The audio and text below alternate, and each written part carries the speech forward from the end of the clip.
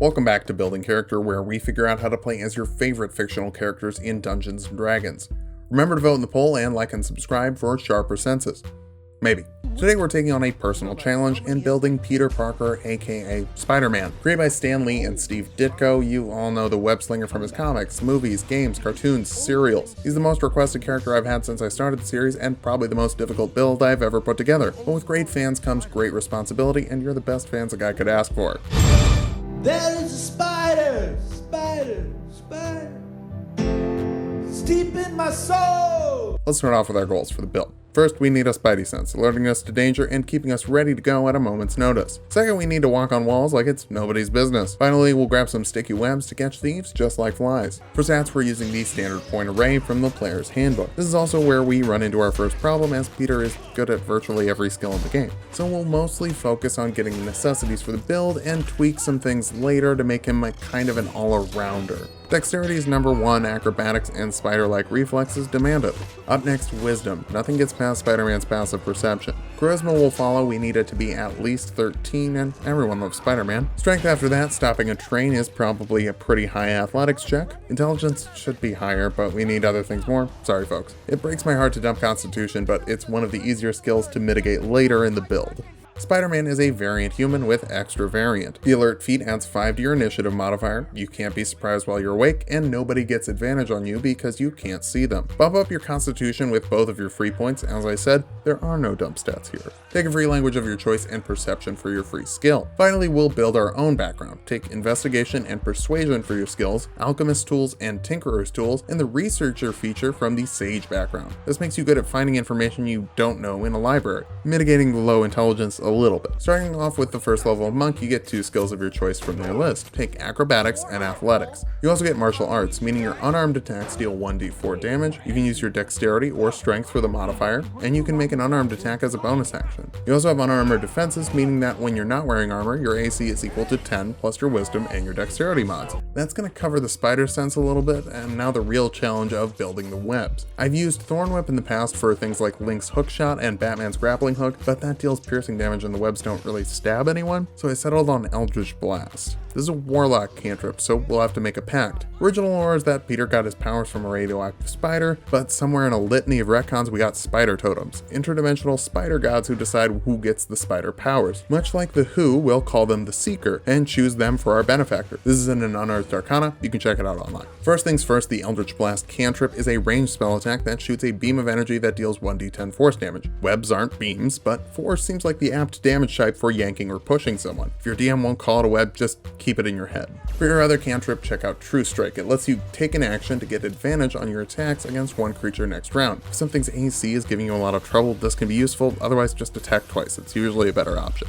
Seeker Warlocks get 2 very spidery spell options. Jump triples your jump distance for 1 minute. Pretend you're swinging around on the ceiling if you want. Featherfall makes up to 5 creatures fall gently instead of taking damage, and is cast as a bonus action. Finally, you get Shielding Aura, which you can activate as a bonus action. This gives you resistance to all damage types for 1 round. If the enemy creature ends their turn within 10 feet of you, they take damage equal to your charisma modifier plus your warlock level. This isn't really a Spider-Man thing, but maybe it's part of your own spider-sona? I'm not sure. The real reason we're taking warlock levels is for the 2nd and 3rd levels. 2nd level warlocks get invocations. Grasp of Hadar from Xanathar's Guide to Everything pulls a creature 10 feet closer to you once per turn when you land an Eldritch Blast. Lance of Lethargy lets you reduce a target's movement speed by 10 when you hit them with an Eldritch Blast, once per round. So now you can yank people with your webs or slow them down by sticking them to the floor. 3rd level warlocks get a packed boon, and seeker warlocks can receive a star chain. This lets you cast augury as a ritual, meaning you can take 10 minutes to reach out to your spider patron to get an idea of how something you intend to do will go in the next 30 minutes. The DM responds as your patron. If they think it'll go well, they'll say wheel. If they think it'll go poorly, they'll say whoa, or some mixture of the two. It's not as fast as a spider sense technically, but you also get advantage on an intelligence check once per day, which once again helps mitigate that low score. More importantly, at the 3rd level, you learn 2nd level spells like Spider Climb, which lets you walk on walls like a spider. It requires concentration, but lasts for up to an hour. There's also Hold Person, which paralyzes a target that fails their wisdom save of 8 plus your charisma plus your proficiency. It's also concentration, so 1 at a time, unfortunately. Next Next up, we're going to grab some rogue levels. You get a skill from their list. When you take a level, go for stealth. You get expertise, and you need it in athletics to make up for your strength score being lower than we'd like, and acrobatics because, well, Spider-Man's very acrobatic. You also get sneak attack, so when you hit an enemy with a finesse or a ranged weapon, you can add 1d6 damage. Technically speaking, your fist can use dex, so I'd count them, but your DM might be a stickler. If that's the case, buy some knives and draw a spider on them. Also, at total level 5, you can shoot 2 webs out with your Eldritch Blast, one that pulls and one that slows. Remember, cantrips scale with your total level, not your spellcaster level. Second level rogues get cunning action, letting you dash, disengage, or hide as a bonus action. Spider-Man's a very tough kid to catch. Third level rogues can pick a martial archetype, and while Peter Parker isn't a thief, the subclass lends itself to a spider person very well. You get second story work, which means that vertical movement doesn't cost you any extra movement. Hopefully that helps you save some of your spider climb slots. There's also fast hands, which lets you make a sleight of hand check as a bonus action to disarm a trap or use an object in case any goobers need to be quickly activated. Your sneak attack damage also increases to 2d6. Fourth level rogues get an ability score improvement, but will take the tough feat instead. This gives you 2 HP for every level you have, and every level you get after this one. We need to mitigate that low con score as Spider-Man sticks in the fight for the long haul. Fifth level rogues get uncanny dodge, letting you reduce damage from an attack by half as a reaction, as long as you can see what's attacking you. Your sneak attack damage also increases to 3d6. We're going to jump back to Monk now for the second level. It gives you key points, which you can use for a flurry of blows, letting you make 2 unarmed strikes as a bonus action after you take the attack action. Step of the Wind lets you dash as a bonus action and doubles your jump distance. This can stack with the jump spell from Warlock, meaning that your horizontal jump distance has a maximum of 72 feet. You can vertically jump up to 24 feet. This is kind of how we're doing web swinging, as it's not exactly flying, but it's a bit more than a normal jump.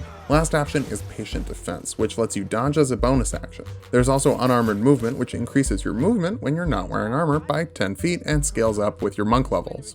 Third level monks can deflect missiles, meaning you can reduce damage from ranged attacks by 1d10 plus your monk level plus your dexterity mod. If you drop it to 0, you can catch the missile and throw it back with a key point. It counts as a monk weapon, so you're proficient with it, and it deals 1d4. You can also pick a monastic tradition. The Way of the Open Hand grants you the open hand technique, giving you some options with your flurry of blows. When you land a flurry, you can force a dex save of 8 plus your wisdom modifier plus your proficiency bonus that knocks creatures prone when they fall. You can also force a strength save to push them 15 feet or just stop them from taking reactions for a round. Fourth level monks get an ability score improvement. Round up odd numbers here. If you're using the point array like I am, your dex and charisma can both be rounded up for better modifiers. You'll also get the slow fall ability, which lets you reduce fall damage by 5 times your monk level as a reaction. This is kind of like that little web armpit parachute thing he does. You also now have 3 strands of webbing from your Eldritch Blast. Fifth level monks get an extra attack, meaning you can attack twice instead of once when you take the attack action, and can still make an unarmed attack or flurry of blows as a bonus action. Your unarmed strikes also increase to d6s, and you get stunning strike.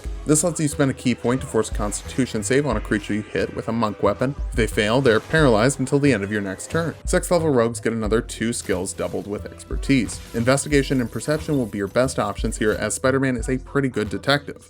Seventh level rogues get evasion, meaning you take half damage from failed dex saves and no damage from successful ones. You also have 4d6 for your sneak attack damage. This could be a reasonable place to end the build, but his skill points are still a little low for my taste, so I'll be taking this build up to level 20. Come along, won't you? 8th level rogues get an ability score improvement. More dexterity means better punches, higher AC, better saves. It's Spider-Man's #1 ability for a reason. 9th level thief rogues get supreme sneak, giving you advantage on stealth checks if you use no more than half your movement on a given turn. Your sneak attack damage also increases to 5d6, which pairs well with the advantage on stealth checks. Finally, you can shoot out 4 blasts of webbing from your Eldritch Blast. 10th level rogues get another ability score improvement, and capping your dexterity will be your best option here. 11th level rogues get reliable talent, meaning anytime you make a skill check with which you are proficient, you can treat a roll of 9 or lower as a 10, and that's before adding proficiency bonuses. And you're also dealing an extra 6d6 with your sneak attacks. 12th level rogues get 1 more ability score improvement. It's our capstone to the build. I recommend hitting your wisdom here for higher monk saves and better AC and perception. Now that we've hit level 20, let's figure out how good of a build this is. To start, you're a pain in the butt to hit. With an AC of 18, evasion, uncanny dodge, patient defense, there are so many ways you can lower damage, it's uncanny. Second, you have methods of controlling enemy positions, which is huge for pulling archers off ledges, slowing down a charging tank, or just giving your allies opportunity attacks when you move an enemy out of their engagement. Finally, your mobility is as good as it can be without a flying speed, and you can jump in and out of combat pretty much at will. For weaknesses, you're dealing with Warlock slots, meaning you're going to run out of wall crawling ability fairly quickly. Second, you're not as focused on on the casting, so your webs might be inaccurate even if you have 4 per round.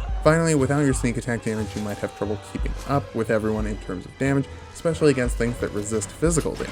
But a friendly neighborhood Spider-Man should always have friends to flank enemies. Your job is to help those friends, pulling damage away from squishy party members and moving to help anyone who needs assistance. Just pick your battles and keep a reasonable expectation of what you can handle. After all, snap decision making doesn't always leave you feeling so good. Thanks for watching. If you like the video, subscribe for more. We make new builds every week. Vote in the poll for which character you'd like to see next. I'd like to do another mutant to keep Wolverine company. Vote for Deadpool, Mystique, or Nightcrawler, and come back next week to wolf down another video.